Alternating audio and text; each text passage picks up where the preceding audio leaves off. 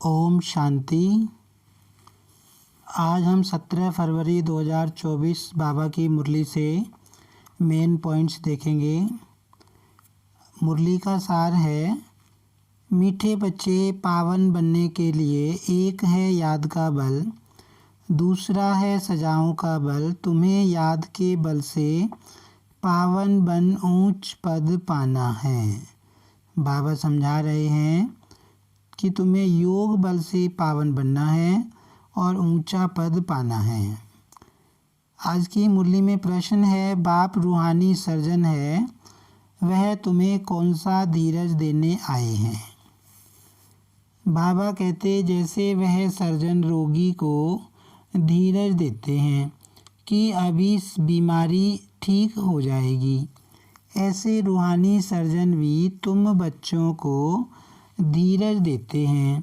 बच्चे, तुम माया की बीमारी से घबराओ नहीं।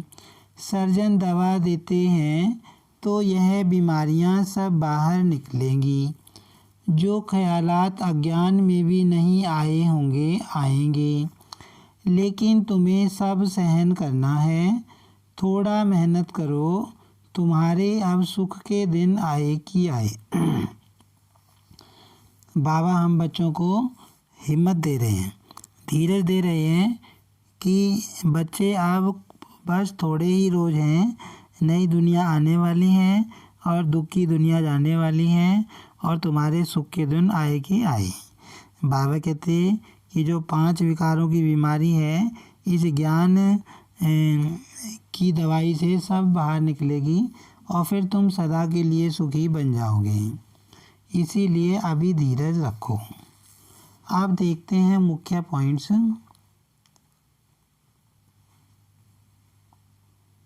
बाबा कह रहे हैं बच्चे भी समझते हैं कि इस छीछी दुनिया में बाकी थोड़ा रोज है, फिर हम नई दुनिया में जाएंगे, उसके लिए हमको लायक बनना है। बाबा कहते हैं कि बच्चों को भी यह समझ आई है कि ये पुरानी दुनिया है और जाने वाली है और बच्चे पुरुषार्थ करके लायक बनेंगे।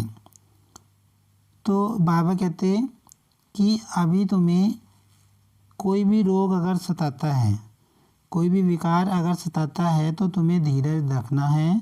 बाप तुम्हें धैर्य देते हैं, थोड़ी सी मेहनत करो, फिर तुम पार चले जाओगे। मनुष्य कहते हैं कलयुग अजुन छोटा बच्चा है, गोया मनुष्य अभी इससे भी और दुखी होंगे। तुम संगम युगी ब्राह्मण समझते हो, यह दुख धाम तो अभी ख़त्म होना है। बाबा कहते दुनिया में मनुष्य कहते हैं कि अभी तो कलयुग छोटा बच्चा है, 40,000 साल और चलने वाला है। तो बाबा कहते इसका मतलब है कि मनुष्य अभी भी और दुखी होने बाकी है, क्योंकि इस समय ही आत्माएं कितनी दुखी हैं।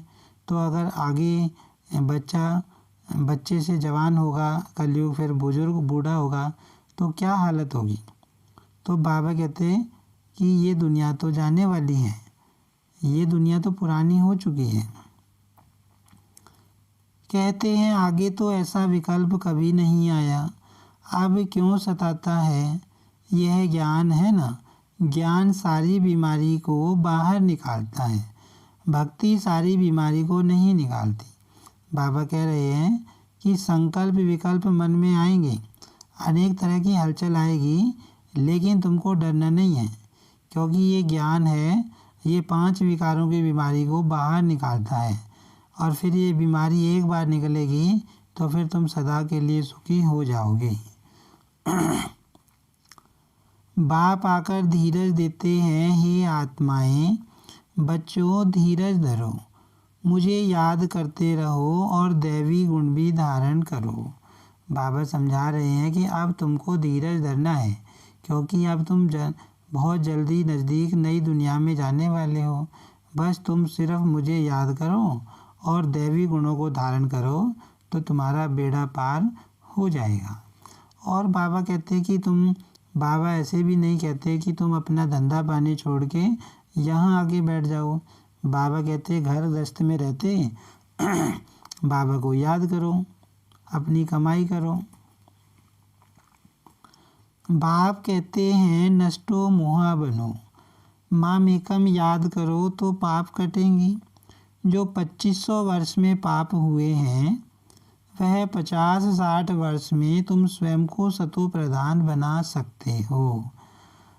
बाबा समझाने दे रहे हैं कि जो त्रेता द्वापर युग से माना 2500 साल द्वापर और कलयुग में जो तुम्हारे संस्कार बने हैं, विकारी संस्कार बने हैं, जो आत्मा पतित बनी है, बाबा कहते वे सारे संस्कार, वे सारे विकार इन जो संगम युग का थोड़ा सा समय है 50-60 साल 100 साल, बाबा कहते इस समय में सारे तुम आत्मा बिल्कुल पावन बन सकती हो, सारे विकार दूर हो सकते हैं। ये संगम युग ही आत्मा को पावन बनाने का युग है। मुख्य है याद की यात्रा और कोई तकलीफ नहीं है। भक्ति में तो अनेकों से बुद्धि योग लगाते हैं, यह सब है रचना, उनकी याद से किसका भी कल्याण नहीं होगा। बाबा कहते कि तुम्हें किसी देहधारी को याद नहीं करना है, देहधारी की याद से तुम पावन नहीं बन सकते, तुम्हारा कल्याण नहीं हो सकता। कल्याण होगा शिव बाबा की याद से। स्त्री पति के चरण धोकर पीती है, उनको भी अमृत समझते हैं। अगर अमृत है तो फिर हीरे समान बने ना। बाबा समझा रहे हैं कि पति को ईश्वर का दर्जा दिया जाता है, फिर पति के चरण धोकर पीते हैं। तो बाबा कहते अगर वो चरण धोकर जो पानी आता है अगर वो अमृत है फिर तो उससे हीरे तुल्य आत्मा बन जानी चाहिए, लेकिन आत्मा बनती नहीं। बाबा कहते बात वास्तव में इस ज्ञान अमृत की है। जो बाबा अभी ज्ञान सुना रहे हैं, ज्ञान अमृत बच्चों को पिला रहे हैं, इस ज्ञान अमृत को पीकर आत्मा पावन बनती है, हीरे जैसी बनती है। बाबा कहते गंगा का जल भी अमृत नहीं है, माना वो ज्ञान के आधार पे सही भावार्थ में जो बाबा ज्ञान सुना रहे हैं, ज्ञान दे रहे हैं, वही बाबा कहते ज्ञान अमृत है, जिससे आत्मा पावन बनती है, पवित्र बनती है। यह एक ही हट्टी है, जैसे दुकानदार की चीज़ अच्छी होती है तो दाम एक होता है। बाबा कहते कि लास्ट में सब आत्माएं यहीं आएंगी, बाबा के पास ही आएंगी, ढूंढते ढूंढते सब यहीं आकर पहुंचेंगी, क्योंकि बाबा कहते हैं हट्टी तो ये एक ही है, क्योंकि सबका सदगति दाता तो यही है, तो सदगति सबकी यहीं होनी है। तो बाबा कहते हैं यही एक दुकानदार है। और बाबा ने फिर उदाहरण लेकर भी समझाया कि जैसे किसी किसी दुकान में कोई अच्छी चीज़ होती है तो उनका वो एक रेट फिक्स कर देते हैं। तो बाबा कहते हैं भले इस समय बाबा जो नियम देते हैं ज्ञान मार्ग में वो किसी को भले अच्छे ना लगे, लेकिन बाद में वो आत्माएं सब आएंगी और बाबा से मुक्ति, जीवन मुक्ति का वर्षा जरूर लेंगी। धारणा के लिए मुख्य सार है देवताओं जैसे गुण स्वयं में धारण करने हैं। अंदर जो भी एविल संस्कार हैं, क्रोध आदि की आदत है, उसे छोड़ना है। विकर्माजीत बनना है, इसलिए अब कोई भी विकर्म नहीं करना है। हीरे समान श्रेष्ठ बनने के लिए ज्ञान अमृत पीना और पिलाना है। काम विकार पर संपूर्ण विजय पानी है, स्वयं को सतो प्रधान बनाना है। याद के बल से सब पुराने हिसाब किताब चुकतू करने हैं। आज की मुरली में वरदान है बुद्धि को मेरेपन के फेरे से निकाल, उलझनों से मुक्त रहने वाले न्यारे ट्रस्टी भव। जब बुद्धि कहाँ भी उलझन में आती है तो समझ लो जरूर कोई न कोई मेरापन है। बुद्धि में कोई उलझन आती है, कोई संकल्प चलते हैं हलचल के, तो बाबा कहते समझ जाओ कि कहीं ना कहीं मेरेपन का फेरा हुआ है। जहाँ मेरा आया वहाँ बुद्धि का फेरा हुआ। गृहस्थी बनकर सोचने से गड़बड़ होती है, इसलिए बिल्कुल न्यारे और ट्रस्टी बन जाओ। ये मेरापन, मेरा नाम खराब होगा, मेरी ग्लानि होगी, यह सोचना ही उलझना है। बाबा कहते कि तुम्हें गृहस्थी नहीं बनना, तुम्हें ट्रस्टी बनना है। ट्रस्टी का अर्थ क्या होता है कि जैसे कि कोई मेरी चीज़ है ना, लेकिन वो किसी और की अमानत है।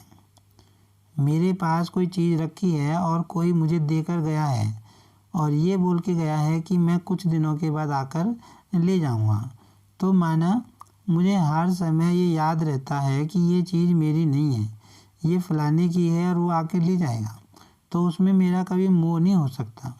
इसीलिए बाबा हमेशा कहते हैं कि तुमको जो भी मिला है, शरीर मिला है, संबंधी मिले हैं, है ना, जो भी धन वगैरह जो भी चीज़ें मिली हैं, क्या समझना है कि सब कुछ शिव बाबा का है, मेरा कुछ नहीं है, मैं ट्रस्टी हूँ, है ना।